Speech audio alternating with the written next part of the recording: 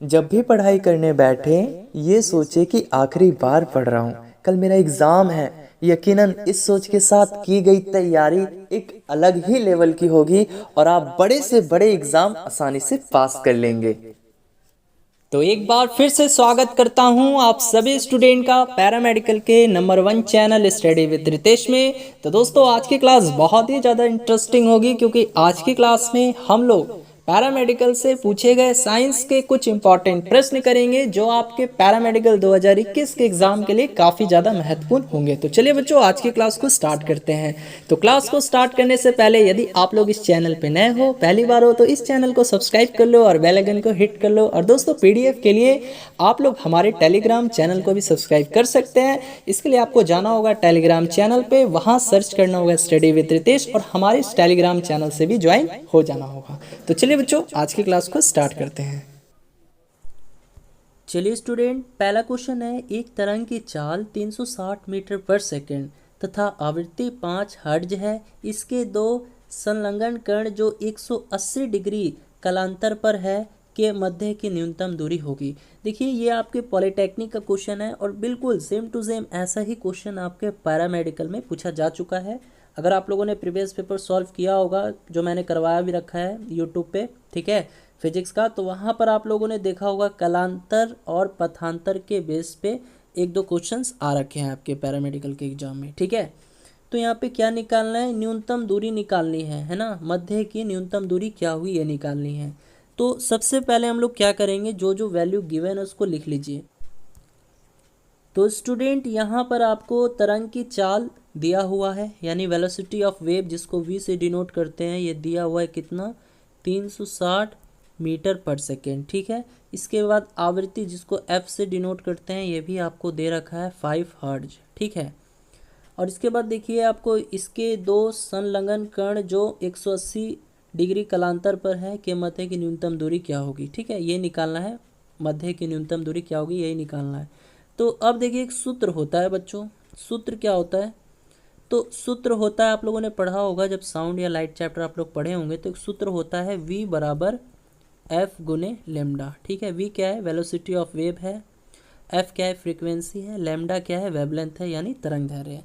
तो यहाँ से पहले लेमडा निकाल लीजिए, ठीक है। लेमडा निकालिए तो इसके लिए क्या करेंगे, v कितना दिया हुआ है, ये 360 दिया हुआ है और बराबर में f कितना है, 5 है, और गुने में लेमडा जो है हमको निकालना है। तो लेमडा बराबर यहाँ से क्या हो जाएगा बता दीजिए। हाँ जी, तो यहाँ से पहले लेमडा निकाल लेंगे हम लोग।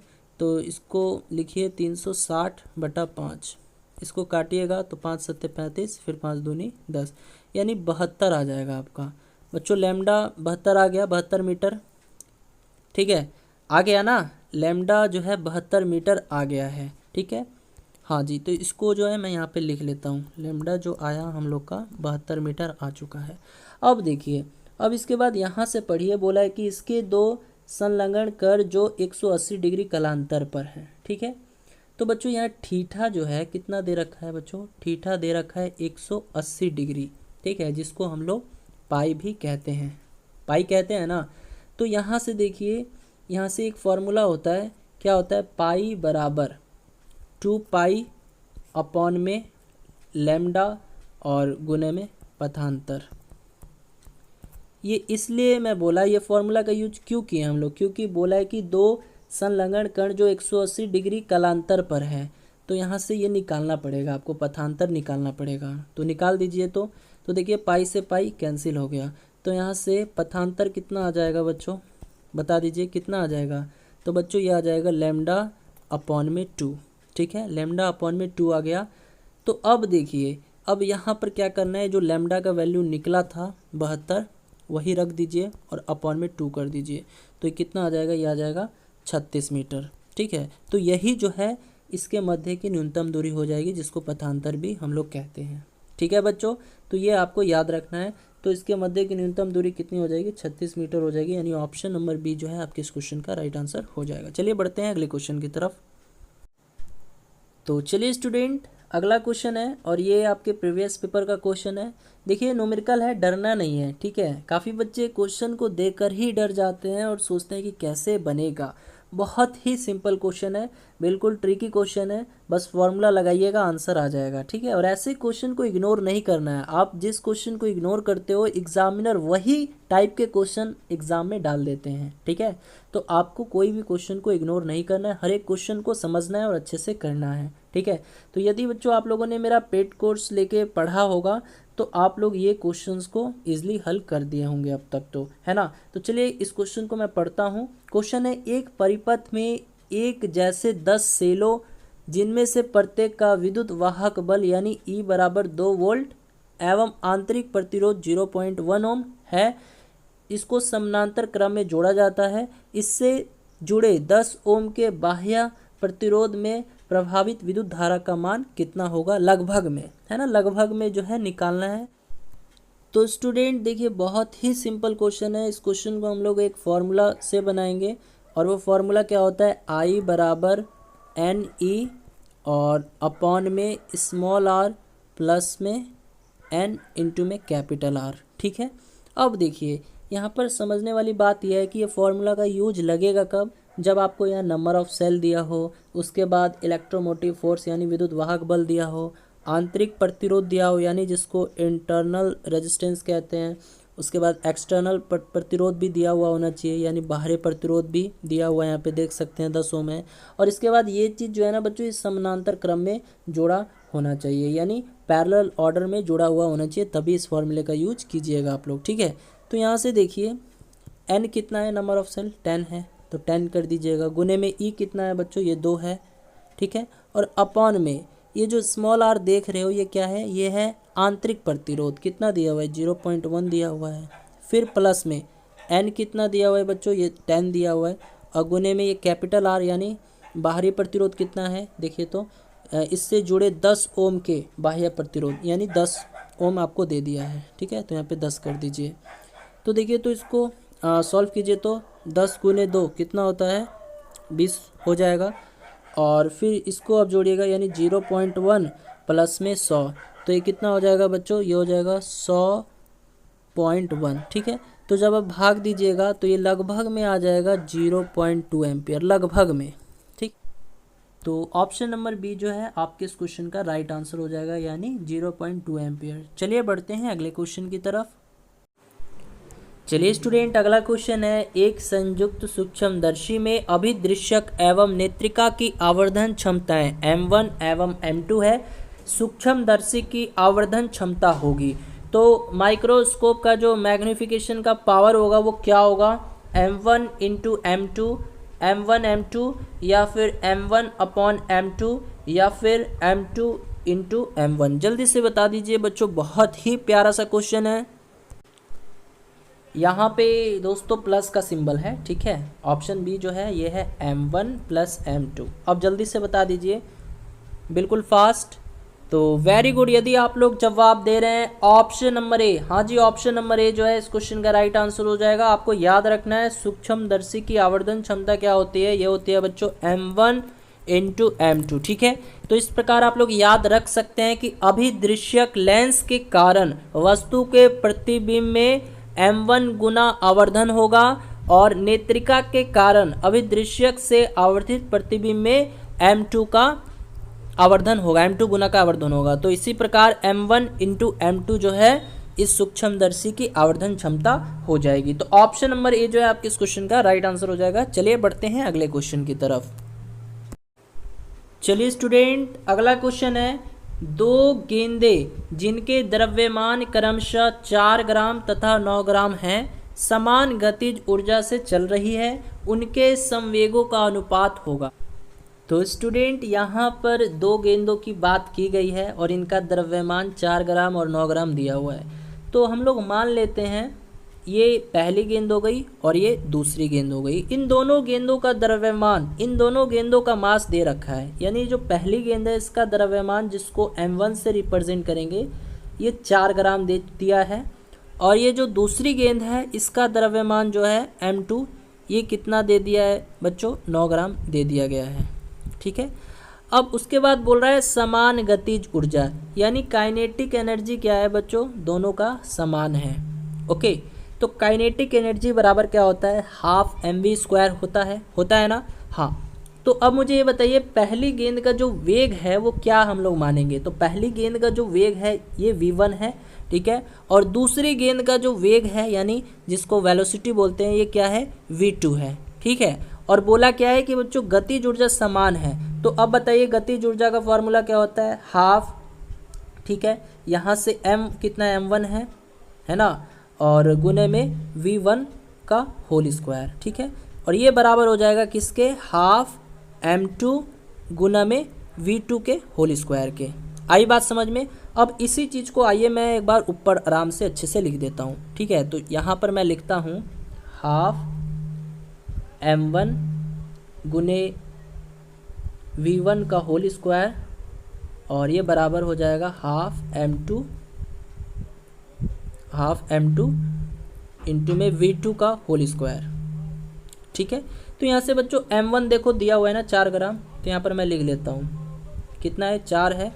यहाँ पे v1 तो दिया हुआ नहीं है तो v1 का होल स्क्वायर ही रहने दो, और बराबर में हाफ m2 कितना है बच्चों, ये है 9 ग्राम, और यहाँ से v2 का स्क्वायर कर दो, ठीक है। तो बच्चों एक चीज़ बताइए मुझे, यहाँ से हाफ कट जाएगा, ऑफकोर्स कट जाएगा, तो यहाँ से v1 का होल स्क्वायर और v2 का होल स्क्वायर ये कितना हो जाएगा बच्चों, जल्दी से बताइए। तो ये बोलिएगा ना सर ये हो जाएगा कितना, बताइए जल्दी से कितना होगा, हाँ कितना हो जाएगा, वेरी गुड। तो ये कितना हो जाएगा 9/4 बोलिएगा। तो यहाँ से देखिए दोनों तरफ अब रूट चढ़ा दीजिए, दोनों तरफ रूट चढ़ा दीजिए, तो स्क्वायर से तो रूट कैंसिल हो गया। तो यहाँ से v1 अपॉन v2 कितना मिला आपको, तो ये मिल जाएगा, देखिए √9 का वैल्यू कितना होता है, 3 होता है, और √4 का वैल्यू कितना होता है, 2 होता है। तो यहाँ से v1 अपॉन v2 कितना मिला, जल्दी से बता दीजिए। तो ये 3/2 मिल गया, ठीक है। ये ध्यान दीजिएगा आपको यहाँ से v1 अपॉन v2 कितना मिला है, ये मिला है 3/2, ठीक है।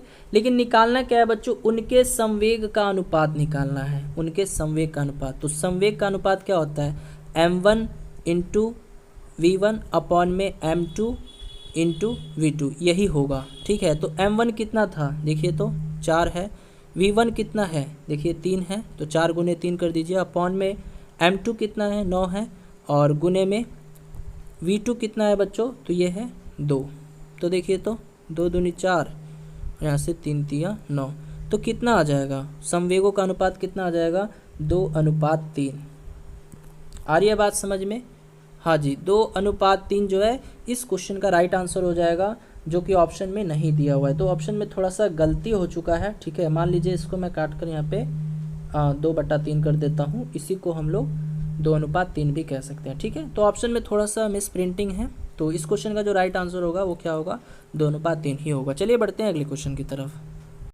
चलिए स्टूडेंट अगला क्वेश्चन है, ताप व दाब पर एक गैस का मोलर आयतन होता है, कितना होता है, 22.4 मिलीलीटर, 22.4 लीटर, या फिर 224 लीटर, या 22,400 लीटर। जल्दी से जवाब दीजिएगा, ताप व दाब पर एक गैस का जो मोलर आयतन होता है वो कितना होता है। तो वेरी गुड, यदि आप लोग जवाब दे रहे हैं ऑप्शन नंबर बी, हाँ स्टूडेंट ऑप्शन नंबर बी यदि आपका आंसर है देन आप लोग सही हैं। तो आपको याद रखना है मानक ताप व दाब पर एक मोल गैस का जो आयतन होता है वो 22.4 लीटर होता है, ठीक है। चलिए बढ़ते हैं अगले क्वेश्चन की तरफ। चलिए स्टूडेंट अगला क्वेश्चन है, निम्नलिखित में से किसका उपयोग अमोनिया गैस को सुखाने के लिए किया जाता है, किसका प्रयोग किया जाता है अमोनिया गैस को सुखाने के लिए, सोडा लाइम, बिना बुझा चूना, या कैल्शियम क्लोराइड, या कैल्शियम हाइड्रोक्साइड। जल्दी से जवाब दीजिएगा, किसका उपयोग अमोनिया गैस को सुखाने के लिए किया जाता है। तो वेरी गुड, यदि आप लोग जवाब दे रहे हैं ऑप्शन नंबर बी देन आप लोग का आंसर सही है। तो बिना बुझा चूना का प्रयोग किया जाता है अमोनिया गैस को सुखाने के लिए, और बिना बुझा चूना इसको हम लोग कैल्शियम ऑक्साइड भी कहते हैं, ये भी आपको याद रखना है। इसको हम लोग क्या कहते हैं, कैल्शियम ऑक्साइड, इसको हम लोग कैल्शियम ऑक्साइड भी कहते हैं, यानी इसका केमिकल फार्मूला क्या होता है, CaO, कैल्शियम ऑक्साइड, ठीक है। और हाँ बच्चों, इसको क्विक लाइम के नाम से भी जाना जाता है, ये भी प्रश्न पूछा जाता है कि क्विक लाइम किसको कहते हैं, तो इसी को कहते हैं क्विक लाइम से, ठीक है। चलिए बढ़ते हैं अगले क्वेश्चन की तरफ। चलिए स्टूडेंट, अगला क्वेश्चन है तरल पेट्रोलियम गैस मिश्रण है मेथेन, ऑक्सीजन तथा एथेन का, मेथेन, एथेन तथा हाइड्रोजन का, एथेन, हाइड्रोजन और प्रोपेन का, या एथेन, प्रोपेन तथा ब्यूटेन का। जल्दी से आंसर कीजिएगा प्यारे स्टूडेंट, जल्दी से आंसर करना है हर एक स्टूडेंट को। यहाँ पे क्वेश्चन पूछा है कि जो तरल पेट्रोलियम गैस है वो किन गैसों का मिश्रण होता है जी। तो वेरी गुड, यदि आप लोग आंसर दे रहे हैं option number D, option number D यदि आप लोग का आंसर है देन आप लोग का आंसर सही है ना बच्चों। तो तरल पेट्रोलियम गैस ये एथेन, प्रोपेन और ब्यूटेन का मिश्रण होता है, ठीक है। तरल पेट्रोलियम गैस जो है इन तीनों गैसों का यानी एथेन, प्रोपेन और ब्यूटेन गैस का मिश्रण होता है। अब देखिए कभी कभी आपके एग्जाम्स में कोल गैस के बारे में भी पूछा गया है एक बार, क्या आप लोग बता सकते हैं कोल गैस ये किन गैसों का मिश्रण होता है। जो बच्चे प्रीवियस पेपर किए होंगे उनको ये क्वेश्चन मिला होगा, coal gas, producer gas, water gas. तो जल्दी से बता दीजिए कोल गैस जो है ये किन गैसों का मिश्रण होता है। तो बच्चों याद रखना है कोल गैस जो है मीथेन, हाइड्रोजन और कार्बन मोनोऑक्साइड, इन तीनों गैसों का मिश्रण होता है कोल गैस, ठीक है। हाँ जी, वेरी गुड। इसी तरह यदि आपसे पूछे प्रोड्यूसर गैस के बारे में, जल्दी से बता दीजिए प्रोड्यूसर गैस के बारे में कि प्रोड्यूसर गैस किन गैसों का मिश्रण होता है, क्या जवाब दीजिएगा जल्दी से।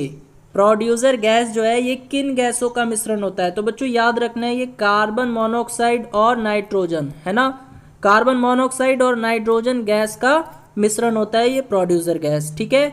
हाँ जी, चलिए इसी तरह आपको बताना है वाटर गैस।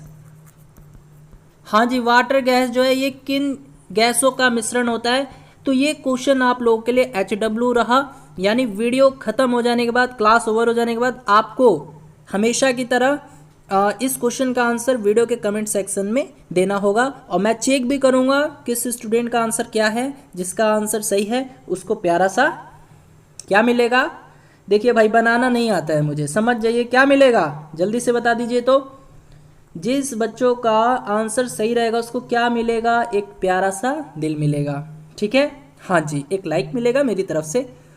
चलिए बढ़ते हैं अगले क्वेश्चन की तरफ।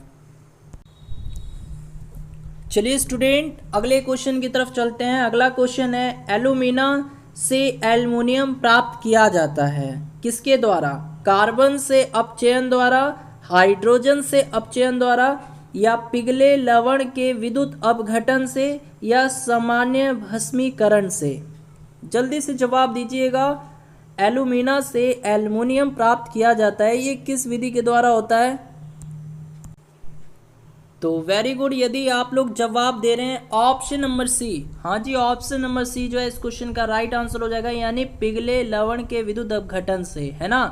तो एल्यूमिना से पिघले लवण में विद्युत अपघटन द्वारा एल्युमिनियम जो है बच्चों प्राप्त होता है। फिर से मैं बता रहा हूँ, तो स्टूडेंट याद रखना है एल्यूमिना से पिघले लवण में विद्युत अपघटन द्वारा जो है एल्युमिनियम प्राप्त किया जाता है। बात आई है एल्युमिनियम की, तो देखिए कभी कभी एग्जाम में पूछा जा सकता है बच्चों कि एल्युमिनियम के अयस्क कौन कौन से होते हैं, द ओर्स ऑफ एल्युमिनियम कौन कौन से होते हैं, यह आपको याद रखना है। इसका जो एक फेमस अयस्क है, ओर्स है, वो कौन सा है, बॉक्साइट है। काफ़ी एग्जामों में पूछा गया है ना। हाँ, तो याद रखना है बॉक्साइट पूछ लेता है। बॉक्साइट इज एन और ऑफ, यानी बॉक्साइट जो है किसका अयस्क है, तो आपको याद रखना है किसका अयस्क है, एल्युमिनियम का है। इसी तरह एक है क्रायोलाइट, ठीक है, ये भी एल्युमिनियम का अयस्क है, क्रायोलाइट, ये भी आपको याद रखना है, हाँ क्रायोलाइट। और इसी प्रकार एक और है बच्चों कोरंडम, ठीक है, कोरंडम, ये भी आपको याद रखना है, ठीक है। चलिए बढ़ते हैं अगले क्वेश्चन की तरफ। चलिए स्टूडेंट अगला क्वेश्चन है निम्नलिखित में सबसे अधिक ऊष्मीय मान यानी सबसे ज़्यादा कैलोरीफिक वैल्यू किसका होता है इनमें चारों में से, बायोगैस का, ब्यूटेन का, मिट्टी के तेल का, एथेनॉल का। जल्दी से बता दीजिए हाईएस्ट कैलोरीफिक वैल्यू किसका होगा, सबसे ज़्यादा ऊष्मीय मान इन चारों में से किसका होगा, बायोगैस का, ब्यूटेन का, मिट्टी के तेल का, या एथेनॉल का। तो जी हाँ दोस्तों, यदि आप लोग जवाब दे रहे हैं ऑप्शन नंबर बी देन आप लोग का आंसर सही है ना। तो ब्यूटेन का जो है ऊष्मीय मान सबसे ज़्यादा होता है बच्चों, याद रखना है, ठीक है। हाँ जी, अब देखिए एक क्वेश्चन और पूछ लेता है सिगरेट जलाने के लिए जो लाइटर में गैस का प्रयोग किया जाता है वो कौन सी होती है? बताइए, सिगरेट लाइटर में किस गैस का प्रयोग किया जाता है? सिगरेट जलाने के लिए जो लाइटर का यूज करते हैं यानी सिगरेट लाइटर, उसमें कौन सी गैस का प्रयोग करते हैं? सिगरेट लाइटर में कौन सी गैस का प्रयोग किया जाता है बच्चों? तो याद रखना है कौन सी गैस होती है, यही गैस होती है यानी ब्यूटेन ही होती है। तो सिगरेट लाइटर में कौन सी गैस का प्रयोग किया जाता है? ब्यूटेन का प्रयोग किया जाता है। अब देखिए बच्चों, बात आई है बायोगैस। तो कभी कभी प्रश्न पूछ लेता है बायोगैस का मुख्य घटक कौन सा है? बता दीजिए, बायोगैस का मुख्य कंपोनेंट कौन सा है? बायोगैस का मुख्य घटक कौन सा है? जल्दी से। तो वेरी गुड, यदि आप लोग जवाब दे रहे हैं मीथेन, देन आप लोग का आंसर सही है ना। तो बायोगैस का मुख्य घटक कौन सा है? मीथेन है, जिसका रासायनिक फॉर्मूला क्या होता है? CH4 होता है। ठीक है, तो बच्चों याद रखना है बायोगैस में जो है ये लगभग 70% जो है मीथेन होता है और 30% जो है कार्बन डाइऑक्साइड रहता है। 30% जो है CO2 रहता है यानी कार्बन डाइऑक्साइड रहता है।